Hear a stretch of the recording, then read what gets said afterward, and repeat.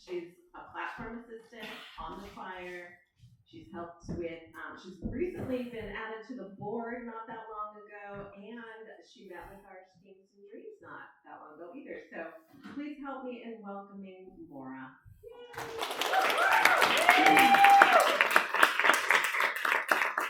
That was great. Thank you. I want to go to it. Okay, then. So, let's see. Yes, the power of equinox, that is what I'm speaking about. So, welcome to the autumn equinox celebration. Today, we are going to celebrate the power of equinox with a Celtic apple prayer. It's basically an intention or an affirmation of what we most desire. So, I've already been introduced. My name is Maura. If you recognize the name Maura and the last name Hayes, which is my family name, you'll recognize that I'm of Irish descent. So I feel very comfortable and very happy to be able to bring you a Celtic celebration. But today I want to start with an actual verse from the Bible. I had it printed out because I need big print. So, in the beginning, God created the heavens and the earth. Now the earth was formless and empty.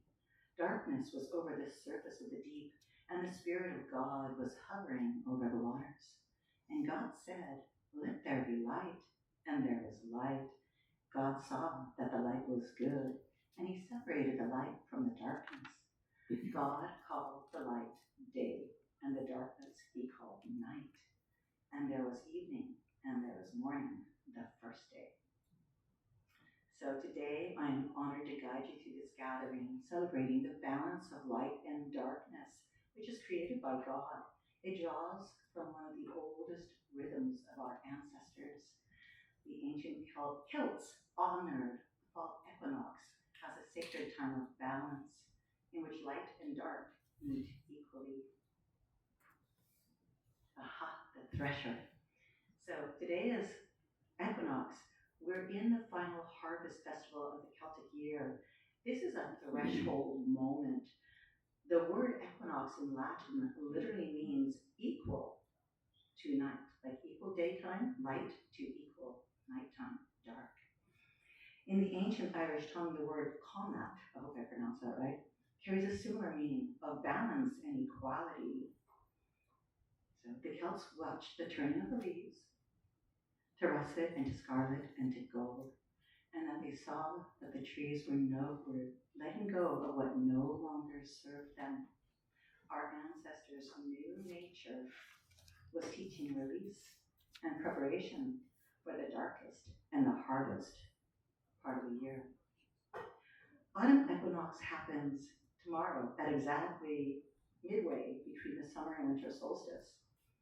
At this point, day or night, or light or dark, stand equal. It is a call for us too to come into balance. And this balance is not only of Earth. The equinox reminds us that Earth itself exists within the vastness of the cosmos. The universe, immeasurable and magnificent, is the dwelling place of all that we call divine. Yes, balance. So to honor balance is to celebrate both the smallness of our beings and the greatness of the whole. Maura is the modern name given to an ancient celebration. It is the name of a Welsh solar deity, and he was known as the son of the Earth Mother Goddess. So yes, this day does represent the power of integration of masculine and feminine, of light and dark, of community and solitude, of creativity and action. Like the earth, our lives are part of God's vast universe that is magnificent, divine, and eternal. Aha. To the ancient peoples, the mid-harvest festival was a time of gratitude and reckoning. All over the world, farmers and families knew at this moment whether the fields had yielded enough, whether the animals were strong enough, and whether the community as a whole was going to be prepared to go through the winter, which is the hardest time of the year. And that is why across many cultures, the fall equinox has long been a time of thanksgiving.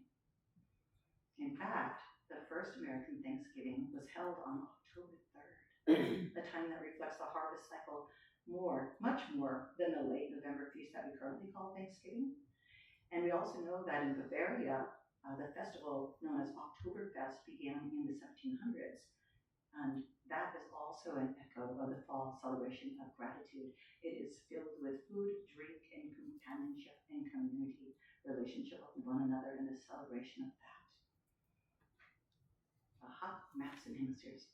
Across the hemispheres, humanity has always gathered at this turning point, really, because this time comes to all places at all times, not at the same time, but at their own time. So they come at this turning point in time between the lightness and the dark, and they have given thanks. It's noticeable, the light and the dark. So there are many enduring symbols of the fall season, but for ancient peoples, apples have a deep spiritual significance. You may remember the mythical land of Avalon. It's from the story of King Arthur, and literally it means the Isle of Apples. And it was a legendary paradise of healing and mythical beings. Other cultures among, not just our culture and not just all over the world, other cultures have believed that to hold an apple at Equinox was to hold a portal to spirit. So some say that it is the apple that carries the deepest teachings of the fall seasons, and so I'd like to explore why. But first, yes.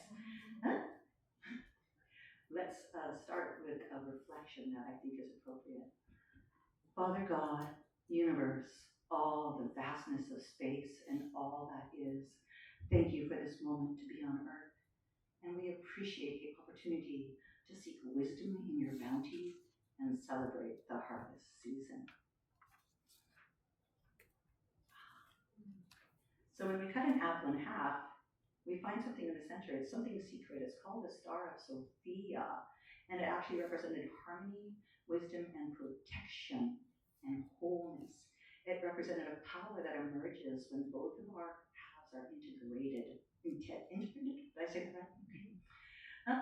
Like the apple, the most emblematic fruit of the autumn season, our lives reveal their star when we both honor both halves together. Both aspects of ourselves, masculine and feminine, inner and outer. So the top of the star, if you look at this, the top of the star represents space or spirit, God.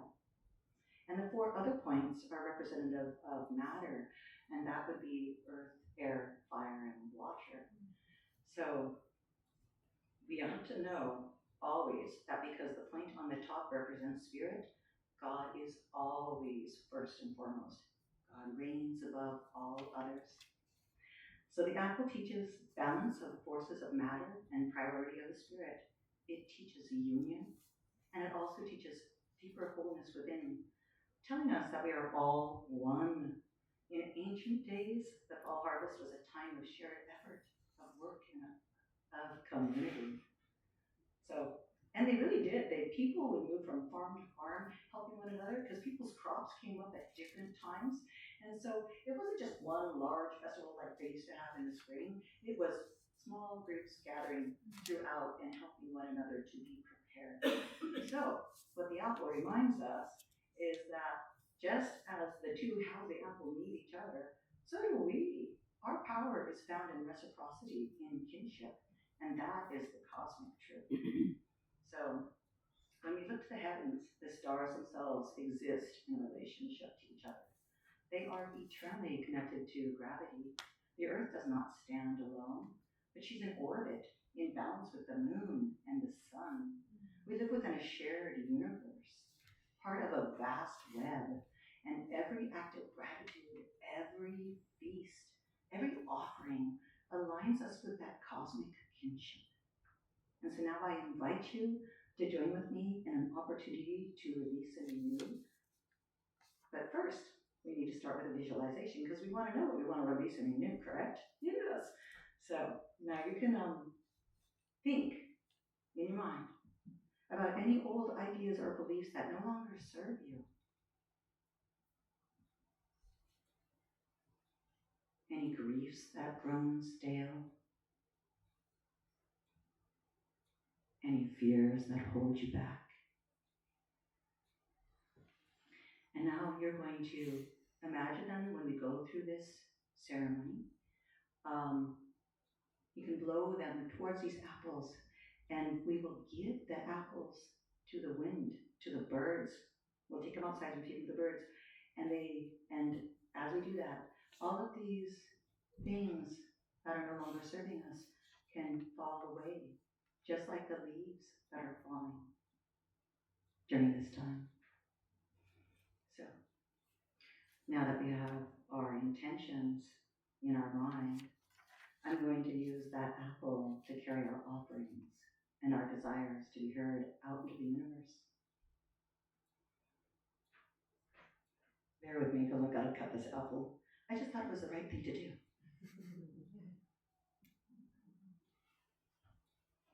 Oh, I hope this gave us one. Yeah.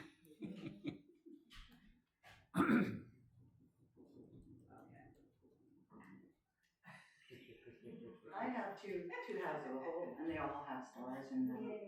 And it does represent like the masculine and the feminine as well.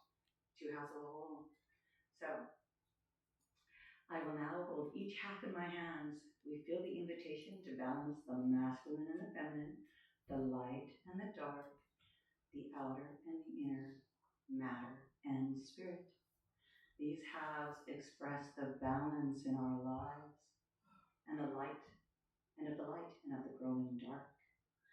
So in this hand, we have the half of the apple that represents the light, and in this hand is the dark, or I think masculine, feminine, because you know our brains, like, anyways, I'm not going to get into that. I can talk about brains, but I'm not going to. So what I'm going to do is go ahead and take these first, just to make it easier for me to kind of insert my intentions into this apple.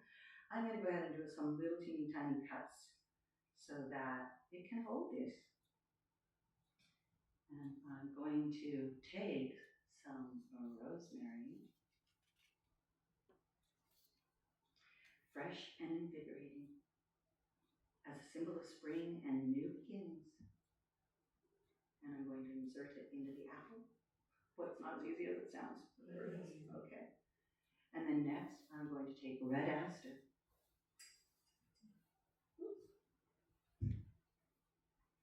Flowers of sun and beauty and color. These are like emblematic of the summer. With 3 breaths, we can offer our gratitude for what has flourished under. We can offer our gratitude for what has flourished under God, and offer thanks for our summer blessings. Now we can blow 3 breaths into these, and you can blow with me if you want, or just imagine. Ready?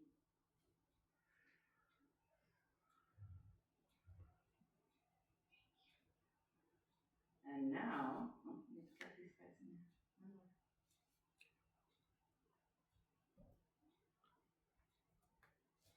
I'm going to take the dark side of the apple, the feminine side.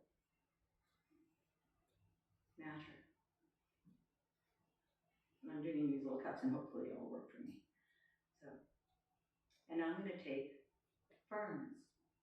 So the ferns, they're dying now. Their leaves are falling into the earth. But one thing you should know is that their roots go deep. These are very powerful plants. And the intention of the fern is to help us to deepen into the dark dream time. So with these 3 breaths that we're going to blow now, let's welcome the dream time of autumn and winter.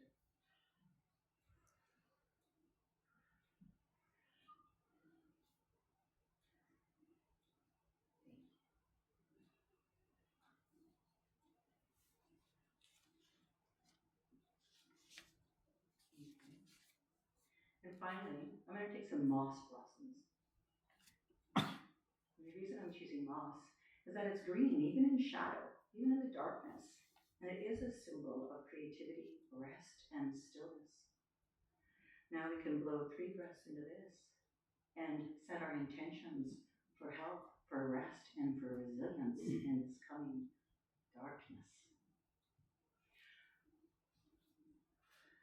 3 breaths, we offer our vision of how life may unfold in the dream time of winter. Ready?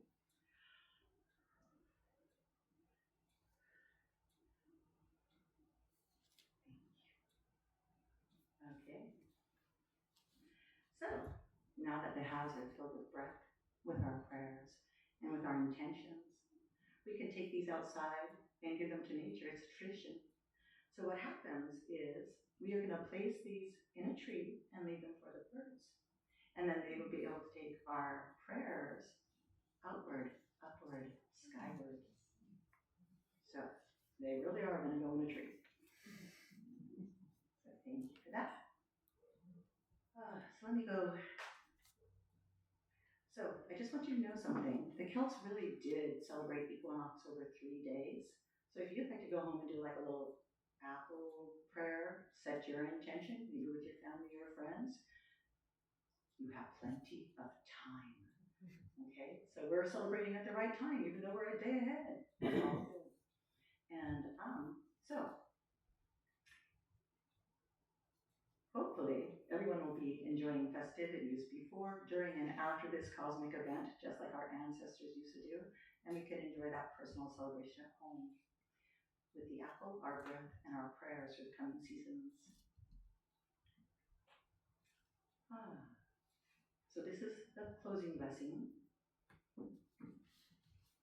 And you can join me in it. Okay. So may what we release feed the birds, and may what we feed our soul. May we all walk in wholeness. Thanks. Thank you, God, for our time together. Yeah, I just want to appreciate all of you for this. And also, in honor of fall equinox, I really do want to read from the daily word. It celebrates balance. I thought, wow, this is amazing. That what we're talking about is right here. So here we go. Ready, everybody? Yes, I am going to read from the book. Thank you, Lori, for letting me have the big one. Okay. Monday, September 22nd. Balance. I honor the rhythm of life. All nature moves in rhythm, cycling through phases of action and rest, stability and change. Both are essential parts of a greater whole and equally necessary for a balanced ecosystem.